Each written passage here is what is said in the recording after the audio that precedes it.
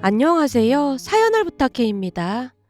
오늘의 사연을 소개하겠습니다. 결혼을 앞둔 어느 날 시어머님이 남편과 저를 불러놓고 말했습니다. 니들 집은 어떻게 할 거니? 지금 신혼집 알아보고 있는 중이야. 그러지 말고 여기 들어와서 사는 건 어때? 어차피 나 혼자 있는데 집을 따로 구할 필요가 뭐가 있어? 시어머님의 말에 제가 난감한 표정을 짓고 있었는데요. 눈치 빠른 남편이 재빨리 대답했습니다. 엄마, 우린 그냥 분가해서 살게. 집도 이 정도면 커서 여기서 살아도 될 텐데 굳이 뭐하러 그래? 아무래도 할머님 혼자 계시다 보니까 우리가 학가하면 가끔 오실 때마다 불편하실 거 아니야. 그렇다고 그런 쓸데없는 짓을 한단 말이야? 쓸데없는 짓이라니. 분가하는 게 왜 쓸데없는 짓이야? 암튼 우리는 분가할 거니까 더 이상 말 꺼내지 마. 라며 남편이 단호하게 잘라 말했습니다. 그 말에 시어머님 표정이 말이 아니었는데요. 그럼 제 할머니를 모시고 살겠다는 거야? 아니에요, 어머님. 그건 할머니도 싫어하셔서 그냥 따로 살 생각입니다. 당연하지. 그건 절대 안 되지. 어디 할 짓이 없어서 처가살이 할 생각을 해? 엄마, 무슨 말을 그렇게 해. 그러나 엄마도 미연이 보고 지금 시집살이 하라는 거잖아. 넌 지금 그걸 말이라고 해? 시집살이랑 처가살이랑 어떻게 똑같아? 옛말에 겉불이 서말만 있으면 처가살이 하랴 그런 말도 있는데 그런 말이 왜 있겠어? 할머님 그런 분 아니야. 지금도 할머님은 내 눈치만 보신단 말이야. 엄마 하는 거 보니 엄마야말로 미연이 시집살이 시키려고 벼르고 있는 거 아니야? 남편이 시어머님을 몰아붙이자 시어머님 눈이 싸늘하게 희번덕거렸습니다. 그동안 내가 너를 어떻게 키웠는데 여자한테 홀려서 나한테 이럴 수가 있어. 암튼 우리는 화가 안 할 거니까 그런 줄 알아. 넌 옆에서 왜 한마디도 안 하고 있는 거니? 우리 아들이 네 편 들어주니까 아주 신났지? 네? 어머님 그런 게 아니고 기분 나쁘셨다면 정말 죄송합니다. 엄마, 가만히 있는 미연이한테 왜 화풀이야? 엄마가 이러니까 내가 절대 합가 안 한다고 하는 거야. 합가하면 앞으로도 미연이를 얼마나 달달 볶겠어. 다시 한번 말하지만 우린 합가할 생각 없으니까 그렇게 알고 있어. 미연아, 그만 나가자. 남편이 제 손을 거칠게 잡고는 밖으로 데리고 나왔는데요. 등 뒤에서 시어머님의 울음소리가 들려왔습니다. 상훈 씨, 어머님한테 너무 심한 거 아니야? 내가 오죽하면 이러겠어. 이렇게 안 하면 너한테 막대할 게 분명해. 그래도 나 때문에 분란이 일어난 것 같아서 마음이 편치 않아. 미연이 넌 잘 모르겠지만 사실 외사촌 형도 학가했다가 이혼한다 만다 난리도 아니었거든. 아, 저번에 말했던 이모님 아드님 말하는 거야? 그래. 준수 형도 진짜 고생 어마어마하게 하고 결국 분가했거든. 그때 형이 나한테 그러더라고. 절대로 학가하지 말라고. 대체 어떻게 했길래 이 난리를 치는 거야? 제가 의아한 표정으로 남편을 바라봤는데요. 남편 입에서 기가 막힌 말들이 터져나왔습니다. 형말로는 이모가 형수님을 어찌나 달달 볶아대던지 형이 두 사람 사이에서 엄청난 스트레스를 받다 보니까 탈모까지 왔다잖아. 한동안 머릿속이 휑해서 병원 치료까지 받으러 다니고 그랬어. 내가 들어보니 이모가 교묘하게 가족들 없을 때만 형수님을 달달 볶고 가족들 있을 때는 마치 천사 시어머니처럼 행동했다고 하더라고. 그러다 보니 형수님이 삐쩍삐쩍 말라간 모양이야. 전 형수님이 형한테 하소연했을 때까지만 해도 형은 안 믿었다고 하더라고. 설마 우리 엄마가 그럴 리가 없다고 철석같이 믿었대. 근데 형수님 상태가 너무 안 좋아서 몰래 녹음기를 두고 나갔다는데 녹음된 내용을 들어보고 기함을 했다고 하더라고. 상상을 초월하더래. 결국 형수님이 제발 이혼해달라고 울며불며 매달려서 이혼까지 했었어. 뭐? 지금 두 분이 같이 살고 있는 거 아니야? 우선 내 얘기를 더 들어봐.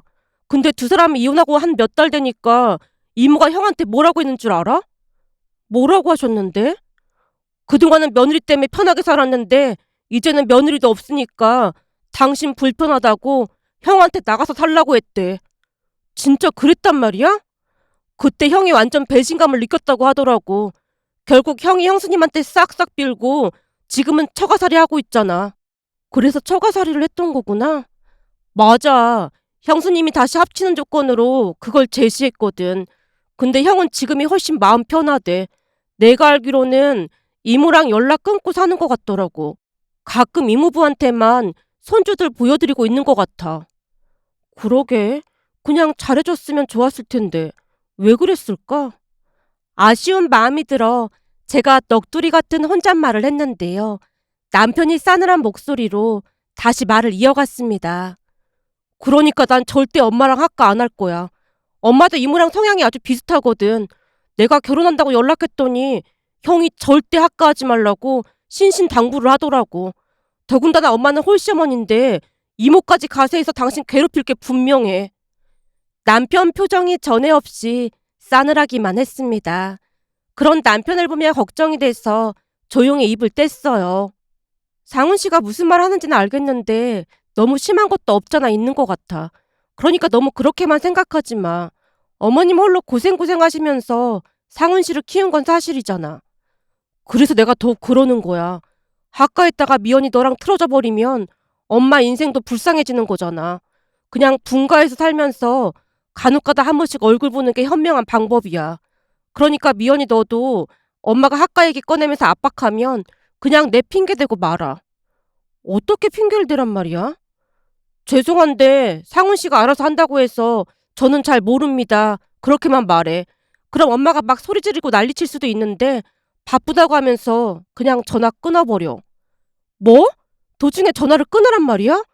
정말 그래도 되는 거야? 내가 이래서 더 걱정이 되는 거야. 우리 엄마와 맞서기엔 미연이 네가 너무 약하고 순해. 사실 형수님은 성격이 만만찮은데도 이모한테 끌려다녔거든. 근데 미연이 너는 어떻게 될지 안 봐도 훤하잖아? 지금 다시 생각해보면 남편은 최대한 시어머님과 사이가 틀어지지 않게 하기 위해 노력을 하지 않았나 싶네요. 그 뒤 남편 말대로 시어머님이 저만 따로 불러서 압박을 하기도 했습니다. 옛말에 집안에 여자가 잘 들어와야 한다는 말도 있잖니.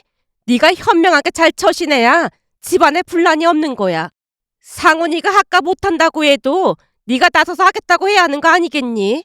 너도 알다시피 그동안 나 혼자 상훈이 키우느라 고생한 거 말로 다 표현할 수가 없어. 근데도 내가 이런 대접을 받아야겠니? 시어머님이 눈물로 호소를 하는 모습에 약간은 마음이 동하기도 했지만 순간 남편이 신신당부하던 모습이 떠올라 제가 단호하게 말을 꺼냈어요. 어머님, 그 문제는 제가 관여할 문제가 아닌 것 같습니다. 네가 관여할 문제가 아니라니. 무슨 그런 서운한 말이 다 있니? 그게 아니라 상훈 씨가 알아서 할 거라고 그냥 가만히 있으라고 해서요. 그럴수록 네가 나서서 학가를 하겠다고 했어야지. 지금이야말로 네가 얼마나 현명한 사람인지 보여줄 수 있는 절호의 기 아니겠니? 시어머님이 제 손까지 덥석 잡았는데 눈에 눈물까지 그렁그렁 맺혀 있었습니다. 그 모습에 잠시 마음이 흔들리기도 했지만 이미 남편에게 외사촌형 이야기를 들었던지라 마음을 다잡고 다시 말했습니다. 어머님 죄송한데 그 문제는 상훈 씨한테 말씀하시는 게 맞는 것 같아요. 제 입에서 그 말이 나오자마자 시어머님이 잡고 있던 손을 던지듯 뿌리치며 제게 소리쳤습니다. 이제 보니 이 모든 원흉이 너였구나. 네가 우리 아들한테 학가하지 말라고 부추겼지. 네? 아니에요 어머님. 오해하지 마세요. 순진한 얼굴을 해서는 네가 부추긴 게 분명해. 어쩜 네가 우리 모자 사이를 이렇게 갈라놓을 수가 있어. 시어머님이 제게 소리를 지르고 있었어요. 순간 안방문이 열리면서 이모님이 나오는 게 아니겠어요. 깜짝 놀란 제가 어쩔 줄을 몰라 하고 있었는데요. 기다렸다는 듯이 이모님이 말을 꺼냈습니다. 내가 이럴 줄 알았어. 네가 어떻게 나오나 내가 방에서 듣고 있었는데 이제 보니 네가 상훈이를 꼬드긴 거구나. 이래서 항상 기집들이 문제야. 거기다 요즘 기집들은 하나같이 다들 불려시도 그런 불려시가 없다니까. 역시나 이모님 입에서 막말이 쏟아져 나오는 모습에 제가 조용히 자리에서 일어났습니다. 죄송한데 저는 이만 가보겠습니다. 어른이 말하는데 뭐하는 짓이야? 정말 죄송합니다. 나중에 상훈 씨랑 같이 찾아뵙겠습니다. 라며 제가 급히 그곳을 빠져나왔는데요. 제 입장에서는 그 자리에 더 있다가는 돌이킬 수 없는 일이 생길 것만 같았거든요. 그날 너무나 큰 충격을 받은 채 남편을 만나 사실대로 털어놨고 남편이 두 분에게 난리를 친 듯 해보였습니다. 그 뒤 시어머님 입에서 두 번 다시 학가 이야기가 나오지 않았고 제게 따로 연락을 해오지도 않았으니까요. 그렇게 우리는 몇 달 뒤 결혼을 했습니다.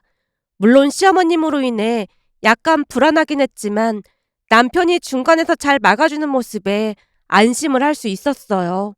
거기다 남편이 할머니께 너무나 잘했기에 제 입장에서는 남편 같은 사람을 다시 만날 수 없을 것만 같았으니까요. 사실 아주 오래전에 부모님이 한날1시에 교통사고로 세상을 떠나셨고 저는 외할머니와 단둘이 살았습니다. 하지만 그렇다고 해서 외롭게 살았던 건 아니었습니다. 친가 가족들은 하루아침에 연락을 끊어버렸지만 외삼촌과 이모가 가까이 살면서 많이 돌봐줬으니까요. 그나마 정말 다행이었던 것은 이모부가 변호사였기에 부모님이 남기신 재산과 보험금을 친가 가족들로부터 온전히 지켜낼 수가 있었습니다. 그랬기에 저는 부모님이 남기신 돈으로 큰 어려움 없이 살 수 있었어요. 제가 대학을 졸업하고 나서는 가족들이 다 모인 자리에서 이모가 말을 꺼냈어요. 이제 대학 졸업도 했으니까 네가 관리하도록 해. 예전에 언니랑 형부가 살던 집도 너 대학 가자마자 네 명의로 돌려놨었어. 굳이 팔았던 거 아니었어? 팔긴 왜 팔아. 네 이모부가 여기저기 알아보니까 거기 위치가 좋아서 그냥 가지고 있으면 나중에 좋을 거라고 하길래 내내 전세 주고 있었어. 지금 이모가 준 통장에도 돈이 꽤 들어있는데 엄마 아빠가 남기신 재산이 그렇게나 많았던 거야? 제가 놀란 표정으로 가족들을 둘러보자 할머니가 옅은 미소를 지으며 대답했습니다. 이모랑 숙모가 너한테 말하지 말라고 해서 지금까지 말 안 했는데 네 대학 등록금은 이모랑 숙모가 많이 보태줬어. 아니 통장에 돈이 있는데 왜 그런 거야? 왜긴 왜야. 부모도 없는데 나중에 어디 가서 서름 안 받으려면 수중에 돈이라도 있어야 할 것 같으니까 그랬지. 그러니까 가족들한테 항상 감사하는 마음으로 살아야 한다. 특히나 네 숙모랑 이모부가 마음 써준 건 절대 잊으면 안 돼.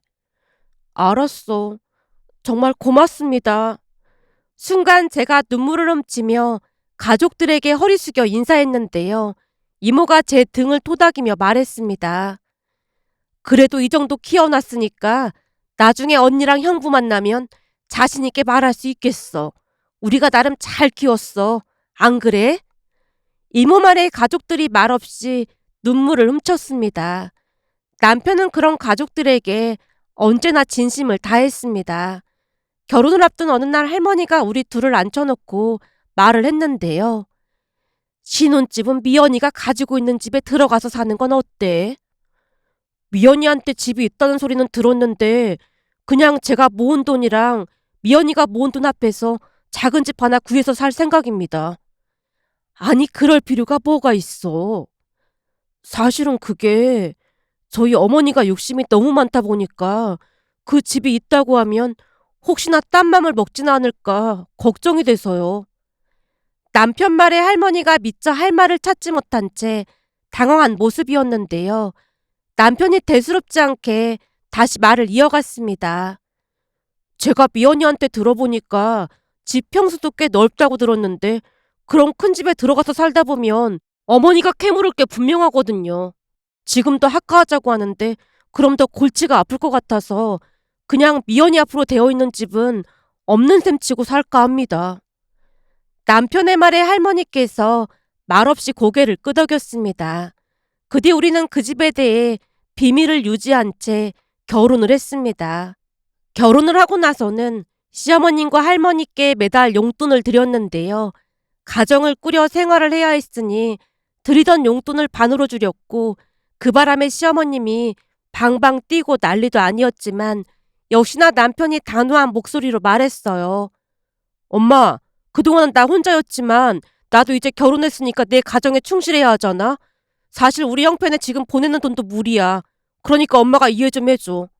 아니 주던 돈을 반으로 줄여놓고 어떻게 살라는 거야? 그럼 나한테 줄인 돈은 쟤네 할머니한테 준다는 거야? 엄마, 며느리한테 쟤가 뭐야? 어디 가서 그러면 진짜 무식하다는 소리 들어. 그러니까 말 조심 좀 해. 저같애 가족들이 나한테 야 너라고 부르면 엄마 기분이 어떻겠어? 남편 말에 시어머님이 눈치를 보며 더 이상 말을 꺼내지 않았지만 시어머님 얼굴은 여전히 울그락불그락해져 있었습니다. 그렇게 우리는 매달 양가에 50만 원씩을 보내드렸지만 저는 그 돈이 아깝거나 그렇지는 않았습니다. 당연히 해야 할 도리라고 생각했으니까요. 하지만 시어머님은 그 부분에 불만이 많았던 모양으로 늘 불만을 토로했습니다. 여자는 결혼하면 출가 외인이라고 시댁 가족을 우선으로 해야 하는데 뭐든지 처가랑 똑같이 하는 건 좀 웃긴 거 아니니? 지금이 조선시대도 아니고 그런 말이 어딨어. 제발 말이 되는 소리를 좀 해. 역시나 남편이 차가운 목소리로 받아치자 시어머님이 더 이상 말을 꺼내지는 않았어요. 그런데 그 뒤 2달쯤이 지난 어느 날 시어머님에게 연락이 와서 시댁에 갔더니 또 앓는 소리를 했습니다. 저기 치과를 갔더니 임플란트를 해야 한다지 뭐니. 근데 한두 개가 아니라서 돈이 엄청 많이 들어갈 것 같다고 하는데 조금만 도와주면 안 되겠니? 얼마라고 하는데 그래? 아무래도 내가 나이가 있다 보니 아무 데나 가서 하면 안 되잖니.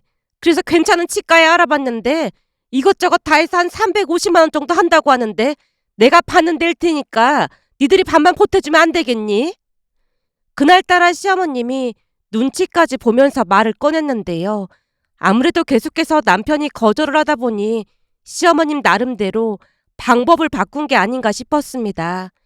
그날 집으로 돌아오는 길에 남편이 미안한 듯 말을 꺼냈어요. 예전 같았으면 전부 해달라고 했을 텐데 좀 미안하긴 했던 모양이야. 그러게. 근데 그냥 다 해드려야 하는 거 아니야? 다른 것도 아니고 치아인데 그냥 다 해드려. 당신 이번 달 상여금도 나왔잖아. 그래도 미안해서 그렇지. 괜찮아. 다른 것도 아니고 건강 때문에 그러는 건데 그 정도는 해드리는 게 맞는 거지. 여보, 신경 써줘서 정말 고마워. 남편이 진심으로 고마워했습니다. 그 뒤 시어머님은 한 치과에서 임플란트를 했는데요. 한동안 죽만 드셔야 한다고 해서 많은 신경을 써드렸습니다. 그 부분에 남편이 다시 한번 고마워했고요. 치료가 다 끝난 뒤에는 시어머님이 매우 만족해하는 모습이었기에 저도 나름 뿌듯했습니다. 그렇게 몇 달이 지난 어느 날 친정에 갔더니 할머니와 이모가 말다툼을 하고 있었습니다. 엄마, 틀리라도 해야 한다니까 그래. 됐어. 내가 살면 얼마나 오래 산다고. 틀리는 무슨 틀리야. 엄마가 잘 모르나 본데 이가 튼튼하지 못하면 다른 건강에도 문제가 생긴다니까. 이만 안 좋은데 무슨 문제가 생겨. 이가 안 좋으면 잘 씹지를 못하니까 위에 무리가 되고 그러다 보면 건강에 이상이 생긴다니까. 그러니까 무조건 틀리할 생각해. 네 이모한테 물어보니까 틀리 가격이 만만치가 않더구만. 그런 걸 뭐하러 해. 우리가 돈이 없는 것도 아닌데 대체 왜 그러는 거야. 글쎄 쓸데없는데 돈 쓸 생각하지 말고 돈 아껴 쓸 생각해. 할머니가 귀찮다는 듯이 손사래를 치고 있었습니다. 그 모습에 제가 조용히 물었어요. 이게 다 무슨 말이야? 틀리라니? 글쎄 할머니 이가 안 좋아서 치과에 갔는데 잇몸 상태 때문에 임플란트보다는 틀니를 추천하더라고. 근데 그게 왜? 근데 그 틀니가 비싸다고 안 한다고 저러시잖니. 엄마, 나라에서 지원해줘서 따지고 보면 얼마 하지도 않아. 이모가 말한 건 보험 전 가격이겠지.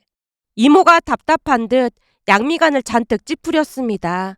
그 모습에 제가 놀란 채 외쳤어요. 할머니, 지금 그게 다 무슨 말이야? 돈 때문에 틀니를 안 하겠다고 했단 말이야?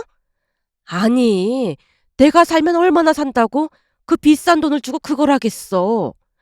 얼마나 살긴 뭘 얼마나 살아. 100살 넘게까지 살아야지. 그리고 보험 적용된다는데 무슨 돈 걱정을 하고 그래. 우리가 돈이 없는 것도 아니고. 말이라도 그런 말 하지 마. 내가 오래 살아봐야 짐밖에 더 되겠어. 할머니, 아무 말 하지 말고 당장 틀리해. 돈은 내가 알아서 할 테니까. 네가 뭔 돈 있다고 알아서 해. 그래 미연아. 그건 이모가 알아서 할 테니까 넌 신경 쓰지 마. 이모가 나서서 저를 말렸습니다. 할머니가 날 어떻게 키웠는데 그 정도도 못 해드리겠어? 걱정하지 말고 당장 틀리할 생각해. 라며 제가 다시 한번 큰 소리로 말했고 할머니가 눈치를 본 채 억지로 고개를 끄덕였습니다. 그 뒤 남편에게 틀리 이야기를 꺼냈는데요. 남편이 흔쾌히 대답했습니다. 당연히 해드려야지. 그때 엄마 임플란트 한 거 진짜 만족하시는 것 같던데 내가 엄마한테 한번 물어볼까? 그럼 그래 줄래? 잇몸이 안 좋으셔서 그냥 틀니로 해야 한다고 했더나 봐. 그러니까 당신이 잘 좀 확인해 줘. 걱정하지 마. 내가 잘 알아볼 테니까. 라며 남편이 큰 소리를 쳤습니다.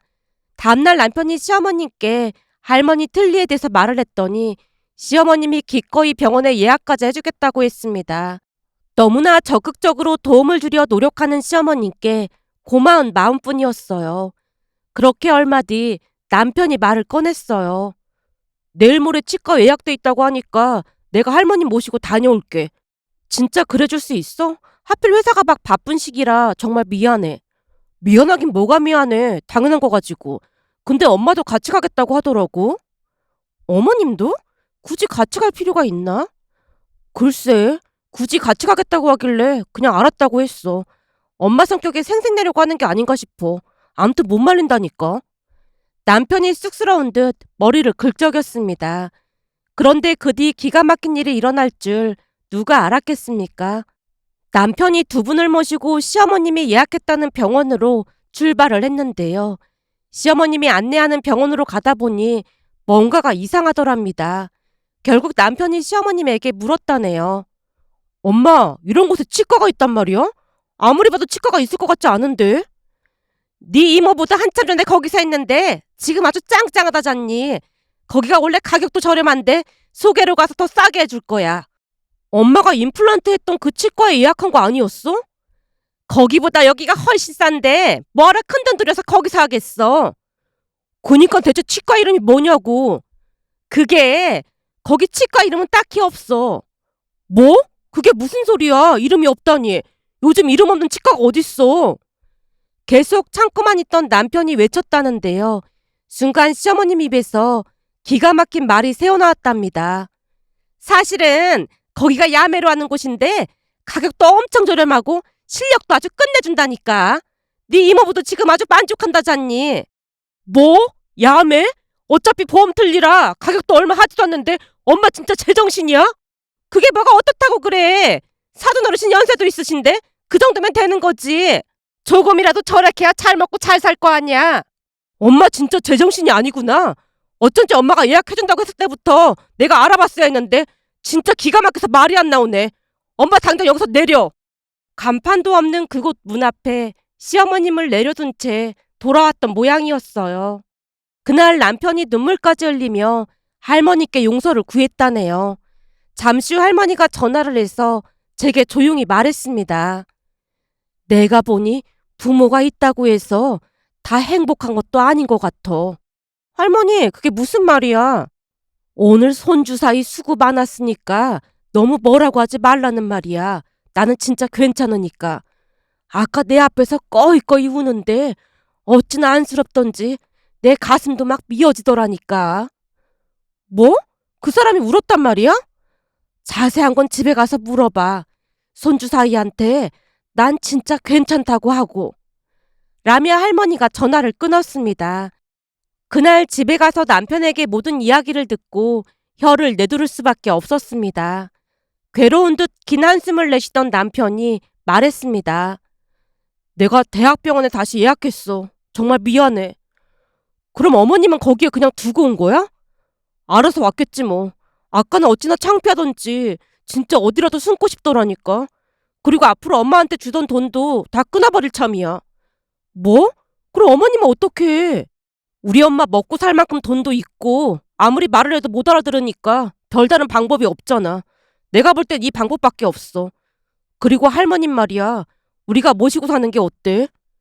뭐? 할머니를 모시고 살자고? 아까 보니 얼굴이 많이 안 돼 보이시더라고.